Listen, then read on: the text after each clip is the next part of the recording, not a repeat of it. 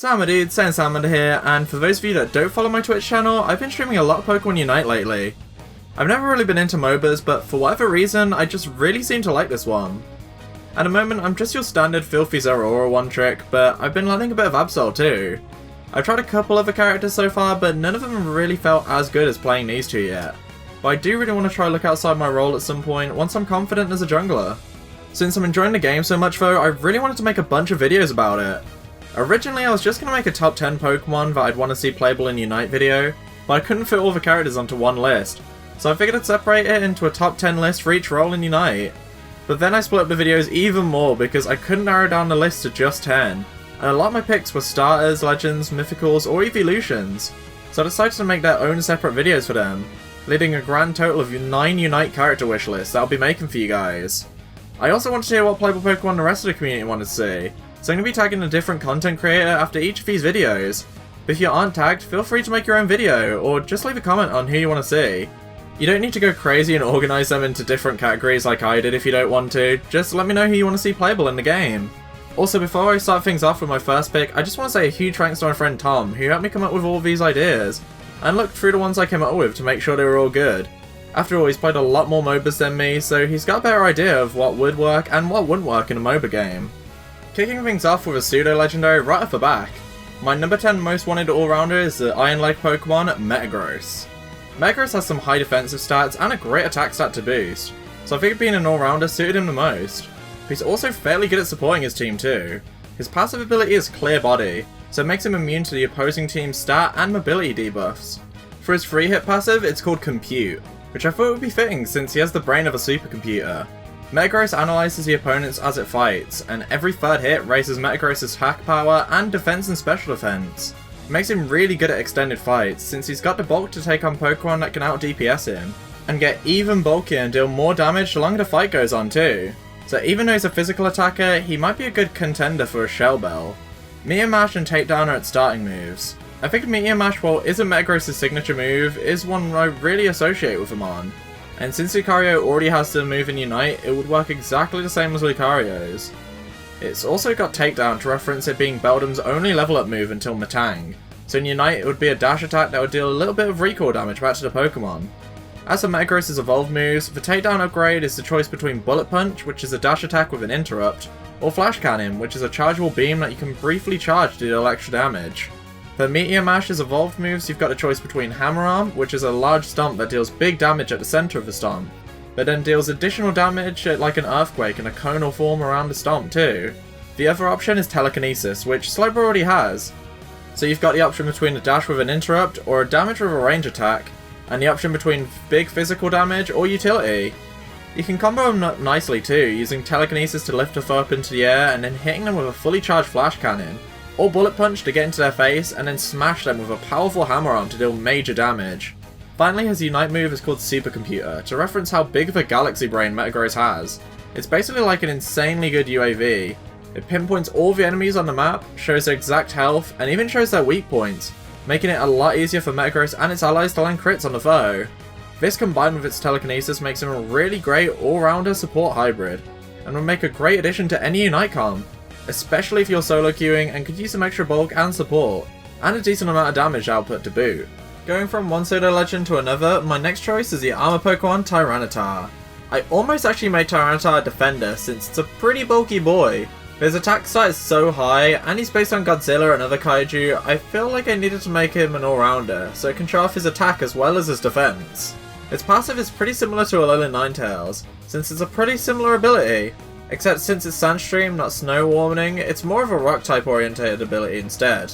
Sandstream causes sand to fall on the opposing Pokemon, dealing damage to them while slowing down their movement speed, while also boosting his Pokemon's defense and special defense.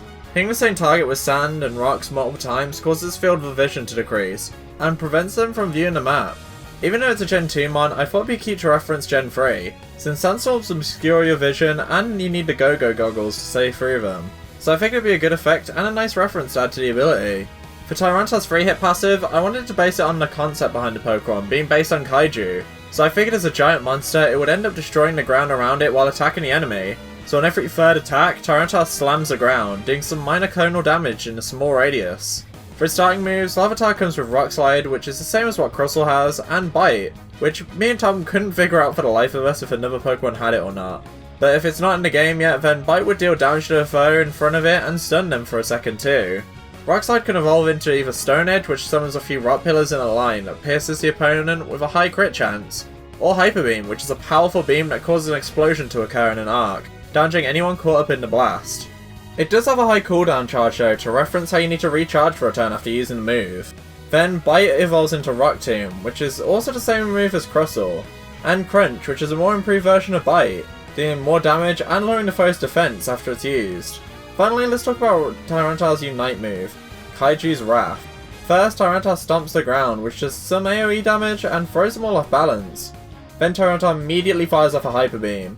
And since Kaiju have a habit of destroying buildings, I figured if you ult next to a goal that's about to be destroyed, Tyranitar will destroy said goal and deposit about half its points. Maybe all of them, I don't know, that might be a little bit too broken. Whether he's broken or not, buffs and nerfs are always a thing. I'm hoping I manage to at least capture the Godzilla theme of this Pokemon, since I want to feel like you're controlling a Kaiju, destroying whatever Pokemon or structure that's in your path. This next pick was a little difficult to settle on a roll for, and that pick is the Pinsir Pokemon Sizzle. Sizzle's a pretty highly requested playable character from what I've seen from people's lists on Twitter. I just couldn't settle between making him an all-rounder or a speedster at first. His stats in game make him sound like a good all-rounder since he has high attack and defense, but the anime normally gives them an insane amount of speed, which is not something Sizzle has in the games usually. But since this is my top 10 all-rounder Pokemon wishlist, I think you can guess what role I gave him in the end. For as you'll see now, he ended up becoming a bit of a hybrid between the two roles. His passive is Light Metal, which boosts his attacking speed and his mobility every time he's hit with a melee attack. But his defense weakens too, making him more powerful but way less bulky as the fight goes on. As for its free hit passive, I called it Red Lightning to reference an episode of the anime where there was a Sizzle given that nickname who was causing havoc in a town. Every third hit decreases his move cooldown by a couple seconds, making it even faster for it to get back into the action and make a strong hit with his special moves. To start with, you get Slash, which is the same as Zeraora, and Swords Dance to buff up its attack. I was thinking of Agility originally, but I thought having Slash and one of its special moves being the same as Zeraora already, I didn't want to make Sizzle a semi-clone by having both of the starting moves as well. Slash evolves into some more offensive type moves, either becoming X-Sizzle, which is the same as Crustle, or Metal Claw, which raises your attack after it lands, with Swords Dance becoming more of a movement-based ability, with Bullet Punch, which is a dash and an interrupt, and U-Turn, which is a very similar move to Volt Switch, but maybe the Pokemon turns in more of an arc to differentiate for the moves a bit. Finally, we've got Sizzle's Unite move, which I've named Overdrive. It references a few of its Pokédex entries. Sizzle's wings aren't used for flight, and are instead used to regulate heat, as during intense battles, Sizzle's body rapidly heats up and it starts to melt. And that's where Overdrive comes in. Overdrive rapidly drains Sizzle's health until there's only one hit point left. However, Sizzle's attack power, speed, and mobility greatly increases, and it even gains the ability to auto-dodge basic attacks, and if you time the input right, dodge special moves too. But like I said, this ability really drains your HP, and if a twig taps you after using it, you're dead, so it's a very high risk, high reward ability. Overall, I think Sizzle is the perfect hybrid of an all-rounder speedster type of character, tanking the first few hits, and then retaliating back with blinding speed that it gains from tanking those hits. Next up with my third and final steel type for this video is the Sword Blade Pokemon Bisharp. Bisharp was fun to come up with since it's got the whole chess thing going on, so there was some chess themed aspects I could throw into its character. For its passive ability though, I just stuck with its in-game ability, Defiant. So whenever any of its stats are lowered, or maybe when it gets affected by a negative status as well, Bisharp gets a buff to its attack, and possibly its attacking speed, or mobility too. Its free hit passive is called Check, which is the first little bit of chess theme mechanics that I've added to its moveset. Every third hit breaks the opponent's guard and has a chance to give him a fear condition, in order to reference putting the opponent into check and forcing them to take the king out of harm's way. Like Sizzle and Zeraora, Sizzle starts with Slash, but I gave it Harden for its other moves since I didn't want to copy Sizzle's starting moveset or Zeraora's. For I think it would make more sense for Bisharp to have Swords Dance and then Sizzle to have Agility. For Bisharp's evolved move, Slash evolves into Absol's Night Slash, or Sizzle gets Iron Head instead, which is a dash forward and slams the opponent with a tiny bit of stun and nutback. As for the other options, Harden becomes Guillotine, which is a charge up and a dash at the opponent, dealing big damage with a strong slash that can execute the foe for low enough HP. The alternative option is Rot Polish, which is a dash that increases Bisharp's mobility and maybe its attacking speed too, making it great for escaping or initiating combat against the foe. Finally, let's talk about Bisharp's Unite move, which is called Checkmate. Bisharp uses its fighting spirit to immobilize the foes in a conal shape in front of it, since once you're in checkmate you can't move any of your pieces. Then Bisharp dashes rapidly diagonally back and forth to deal multiple hits on the foes, which is a reference to how bishops in chess can only move diagonally across the board. Finally, like Guillotine, if a foe is on low enough HP, the move will execute them, since, once you've got the foe into checkmate, you've won the game, so I figured that would be a good reference to that. Overall, I tried to make Bisharp a fun all-rounder, but Defo shares a few similarities with Sizzle thanks to its movement options from moves like Night Slash and Rock Polish, and hopefully I was able to make some moves that work in a MOBA while keeping the chess-inspired theme of this Pokemon. The hardest Pokemon to design on this list, and the final one whose concept was completed, is the Thorn Monkey Pokemon, Simusage. The problem with Simusage is that it's really difficult to come up with a moveset for it, especially when it wasn't added in Sword and Shield, so it doesn't get any access to any new moves either. I think the main problem is that the moves I think would work for its design would probably be used for other Pokemon, and its passive ability was especially hard to come up with, since Snorlax already has Gluttony and Venusaur has Overgrow.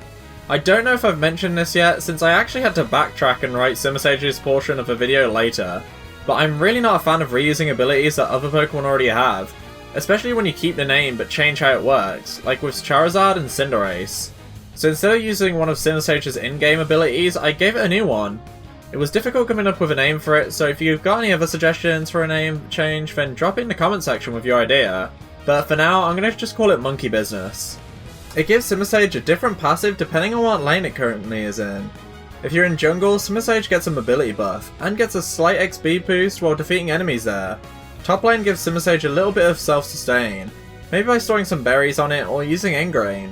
Finally, bot lane, Simusage helps its allies a bit by raising their attack power within a certain radius. Its free hit passive is a Lullaby Leaf, which has a chance to put an opponent to sleep on the third basic attack, which can come in handy. For its starting move, Simusage steals a move from two of its fellow playable Pokemon, taking Acrobatics from Talonflame and Seed Bomb from Venusaur. He may copy their starting moves from other Pokemon, which is kinda fitting I guess, because, you know, monkey see, monkey do. But Simusage's evolved moves are where the character really gets interesting. To start with one of its more boring, but still useful moves, Acrobatics can evolve into Low Kick, which is a slide tackle that deals more damage to the foe the higher their endurance they have is. While their other option is Nature Power, which still works similarly to the games. This means depending on what kind of map you're on, Nature Power will have a different effect. Rio Mat and Mer Stadium changes it to a Tri-Attack, making Simusage shoot 3 different coloured projectiles in different angles that burns, freezes, or paralyzes the opponents, depending on the colour of the orb. Shiver City is Blizzard, which is the same as Ninetales, and Aroma Park is Energy Ball, where Simusage briefly charges a ball of energy at the opponent, which explodes and deals a little bit of AoE damage on contact. Another interesting move Simusage has is Grass Pledge. Grass Pledge forms 3 grassy pillars in front of Simusage, and creates a brand new move if you combo it with Water Pledge or Fire Pledge. Fire Pledge and Grass Pledge combined will burn opponents, and the fire has a certain radius where anything in proximity will pass on, so if your enemies are far enough apart, it won't spread that far. However, if they're all packed together, you can make it spread to multiple opponents, bushes, and even goals. I thought the goal part may be a bit of a stretch, but since you need a very specific team composition to make it work, I figured it'd be alright. Plus goals wouldn't burn for as long as any of the other Pokemon or bushes. If you sync Grass Pledge it with Water Pledge, it makes a swamp in front of the Pokemon, causing any Pokemon in the attack to be slowed, and will increase their special cooldown by 100%. So for example, if your opponent's special is currently ready, then the opponent would have to wait as if they had just used the move for it to be active again. Or if they had an 8-second cooldown special for example, that had 3 seconds remaining before use, you'd have to wait 11 seconds for it to be active again. Finally, while Simusage can't use this combo, since it's the only one I haven't spoke about yet, I figured I'd mention how Fire Pledge and Water Pledge would work in Unite as well. When the moves sync up, they'll do extra damage like the other 2 combos, but it'll effectively make like a remote healing pad for your team. It also buffs some of their stats a bit too, which can give you the advantage in a team fight. I haven't designed anyone with Water Pledge or Fire Pledge yet, but maybe if Simusage or Simipour were added into the game, or another star Pokemon could get this move, Simusage would have someone to combo with. Your alternative option for a move is a lot more simple, and it's just Solar Beam, which is the same as Venusaur has. So I think most people will go for this move unless their team composition allows for a good combo. Finally, Simusage's Unite move is called Nature's Wrath. Simusage slams its tail onto the ground and creates a cloud of energy that damages the opponent and has an additional effect. But the effect of that cloud changes depending on what map you're on. Rio Mat and Mer Stadium buffs an allied Pokemon while debuffing the enemies, Shiver City will freeze all the opponents caught up in the smoke, and finally Aroma Park will just put everyone caught up into the smoke to sleep. After not being able to think of a theme for Simusage, I think I've finally managed to make a really tricky and annoying Pokemon to go up against. Which works well since, you know, it's a monkey, they can be very tricky and annoying. So having Simusage's abilities and move change depending on what different scenarios happen really works well in my opinion, and hopefully will make it a fun character to play as. The legendary Pokemon Arcanine was the first Pokemon I came up with an idea for on this list. I think you can run Arcanine in a bunch of different ways in the main game, so I figured making it an all-rounder was a good choice. So general passive is Flash Fire, and it makes it so whenever Arcanine runs through a bush, it will set it ablaze, which burns and deals damage to anyone that walks into it. Arcanine and your teammates can still hide in these bushes since it won't damage them, but your opponents will know that Arcanine's not too far away since it'll only burn for like 20 or 30 seconds or so. Maybe a little longer or shorter, but I don't know, I'm just the idea guy. I don't really know how to balance all this stuff out. For its free hit passive, I gave it an ability called Blazing Bite. I didn't want to call it Fire Fang in case I gave it to a different mon later on, but basically Arcanine's third attack will either burn or stun the foe momentarily, and rotates between the two, which is really handy while wailing on the opponent since you can burn them, stop them from attacking for a moment, and then let the burn continue. For its starting moves, Arcanine gets Quick Attack, which is the same as Lucario's version of the move, and Roar, which was Tom's idea to inflict fear onto an opponent in a conal area of effect in front of it. Originally this was an evolve move, but I thought that you could upgrade Roar into Howl later on, which still inflicts fear on an opponent but also increases Arcanine's attack too. Your other option to evolve Roar is Morning Sun, which is some really nice self-healing that increases Arcanine's overall survivability and bulk. As for Quick Attack upgrades, you've either got the choice between Speed or Power, since you can upgrade it into Extreme Speed, which works the same as Lucario's version of the move, or Flare Blitz, which is a dash that deals massive damage to the opponent but deals recoil damage back to Arcanine. Both moves combo fantastically with each other, since you can Howl into Flare Blitz to deal massive damage to whoever's in front of you, or you can Flare Blitz into Morning Sun to recover all your HP back that you took from the recoil. Howl and Extreme Speed is pretty nice too, since a fantastic pounce attack. Even Extreme Speed Morning Sun can be pretty decent too, since you can make an escape with Extreme Speed and then heal it with Morning Sun before they can catch up with you. Last but certainly not least, we've got Arcanine's Unite move, Wildfire, which I named after the Japanese name for Arcanine. It makes Arcanine run around the map at incredibly high speeds, which burns anything the Pokemon comes in contact with. You can't attack while it's in this state, but the ability payoff is way worth the trade-off. Wildfire buffs Arcanine's Flash Fire ability. While Arcanine's blitzing across the map, you can now set fire to your own and your opponent's goals too, preventing your opponents from scoring and making it harder for them to defend their goals too. I'm thinking Arcanine could maybe burn the bushes for a bit longer while using its Unite move, but the goals probably wouldn't burn for long, since that would be an insane ability to just be able to deny goals, and give your allies an insane flaming shield while scoring too, if it was a long period of time. Originally Wildfire was a pretty trash ability, but after combining it with Flash Fire, I may have made it a little bit too broken, and it would definitely make Arcanine a top tier character for this move alone. My next choice is another favourite of mine from Gen 1, and is actually two Pokemon in one, being the pair of Nidoking and Nidoqueen. With how similar these Pokemon are, I really can't see them adding both of these Pokemon as separate playable characters. They could definitely make it work with how diverse their move pool is, but I just don't see it happening. I think it's much more likely for them to be the same character, and you have the option to play as Nidoking or Nidoqueen at the start of a match, like a separate Hollowware for the character that you automatically unlock. For Nidoking and Queen's general passive, they get Poison Point, which means that if they hit the opponent with a melee attack, or the opponent hits them with a melee attack, the opponent has a chance to be poisoned.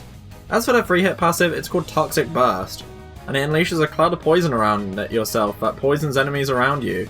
The more damage you take, the stronger the poison you unleash on your opponents. To kick things off, when it starts off as a Babby Nidoran, the Nidoran twins get Scratch, which deal damage in an arc, and Poison Sting, which is a stab forward that poisons. Then as it grows stronger, Poison Sting is replaced with either Dig, which works the same as Garchamp's move, or Poison Jab, which is like Poison Sting, but just a stronger version. Then Scratch is replaced by either Horn Drill, which has the ability to execute the foe when they're on low enough percentage, but has a pretty high cooldown charge, and the one I think most people will end up going for, which is Venoshock.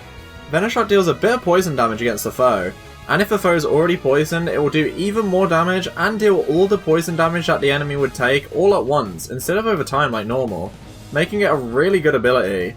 Tom thought of everything about Nidoking and Nidoqueen, aside from me switching a general passive and a free hit passive around last minute, since originally Toxic Burst was their general passive, and Poison Point was their free hit passive. Or maybe it was originally how I spoke about it in the video, and change it afterwards and then change it back towards the end of making the vid. We kind of forgot about the Unite move originally, but we decided on one called Toxic Thrash. You start off by charging at the opponents and knocking anyone hit with the initial charge into the air. Then Nidoking fires a poisonous beam at them, which either poisons them or deals a little bit of extra damage, and resets the poison cooldown on the opponent if they're already poisoned. So say for example if the poison lasted 5 seconds and they'd been poisoned for 4 seconds, the poison would reset to 5 seconds, making the poison stick around for 9 seconds in total. I think Nidoking and Nidoqueen are fantastic Pokemon, and their whole theme centers around them poisoning their enemies and causing havoc on the foes that have already been poisoned. And being an all-rounder means they've got a decent amount of strength and endurance to combine with their fantastic skill set too. My Bronze Place pick is the daunting Pokemon Pangoro. Aside from the general passive, I came up with all of Pangoro's moves and abilities myself, and I'm pretty proud of how it turned out. The general passive term for Pangoro is Scrappy, and it makes it so that its free hit passive activates on every second hit, which is a pretty good ability. Its free hit passive is called Bancho, since Pangoro is based on a kind of Japanese delinquent leader. Thanks to Scrappy, on every second hit, Pangoro heals for a little bit of health and also receives a random stat boost, making for a fantastic extended fight Pokemon. When starting off as a Pancham, Pangoro gets Karate Chop, which is the same as Machop, and Embargo, which disables item effects and stat bonuses from the Pokemon directly in front of it. It also stops them from activating their held item, meaning no eject button or potions etc. until the embargo wears off. Karate Chop can also evolve into Beat Up or Knock Off. Beat Up deals more damage the more allies Pangoro has within a certain radius, since, you know, Pangoro's a gang leader. I think it makes sense to give him a move that makes him more powerful the more allies it has in range. As for Knock Off, it's basically a damage dealing embargo, smacking the foe in front of Pangoro and disabling their item for a little bit as well. As for Embargo, you've got the option of Parting Shot, which is fitting since it used to be the signature move of Pancham and Pangoro. It decreases the foe's attack and special attack, and then allows Pangoro to dash in any direction afterwards, meaning you can use it as an escape tool or to cut off your opponent's escape and flank round to attack them instead. The other option is Hammer Arm, which I've mentioned before with Megagross. Pangoro smashes the ground in front of it, dealing big damage where it fist strikes, dealing conal damage with a weak earthquake that comes from the initial strike. And lastly, let's talk about Pangoro's Unite move, Gang War. This move creates a cage circle around Pangoro and any allies or enemies within a certain radius of it. It would either prevent the foe from using items while the circle's active, or would raise the attacking power of Pangoro and its allies. Maybe you could do both, but I don't know if that's a bit too broken. The circle breaks after a few seconds, or when the enemy successfully defeats you and your teammates, or you and your teammates beat every foe in the circle. It can be pretty annoying if your teammate traps you with them at the wrong time, but it can be a really fun ability to use against your foes. Like, if you're up against a Pangoro and their whole squad while they're in the circle, you just know you're fucked. Can maybe have the same sort of ability as Beat Up and add more of a power up, doing more additional effects the more teammates are inside the cage with you, which would make for an insane ability when you're rushing down to an opponent's home base after taking out a Rotom or a Zapdos. Overall, if you're playing with a good Pangoro, they can make for a fantastic teammate, disabling the foe's items, and makes for a powerful ally when they're surrounded by more of their friends. And I think aspects like these and their Unite move really tie into the inspiration for their design as well. When most people think of Lycanroc, I think Dust form is its go-to form, but my personal favourite form is Lycanroc's Midnight form. While I might talk about its Dust form in a different video, since it'd be a cool speedster or damage character, but since this is my all-rounders video, let's stick to its Midnight form for now. Its general passive is No Guard. Now in the games this would make it so Lycanroc and the foe would be unable to miss their attacks, but I figured that wouldn't really transfer over to Unite too well. So instead it negates any piercing effects or multi-target moves from the opponent and even Lycanroc itself. Basically, say if you've got a Ralts using Confusion against you, instead of passing through Rockruff and potentially hitting a teammate behind it, Confusion would hit Rockruff and deal additional damage to it instead of passing through it. Or say if Garchomp used Earthquake and Lycanroc was up front, Lycanroc would take the full brunt of the attack instead of attacking close by allies too. This also works the other way around too, so if Lycanroc has any piercing attacks or AoE attacks, they'll stop at the opponent in front of it and won't attack multiple foes at once if one foe is in front of the other. You may be wondering what's so beneficial about an ability like this, but you'll see why it's so good after I explain more of Lycanroc's moveset and playstyle. Lycanroc's free hit passive is called Stone Shield, and grants Lycanroc armor on every third hit, and kinda works like Overwatch armor if you played the game.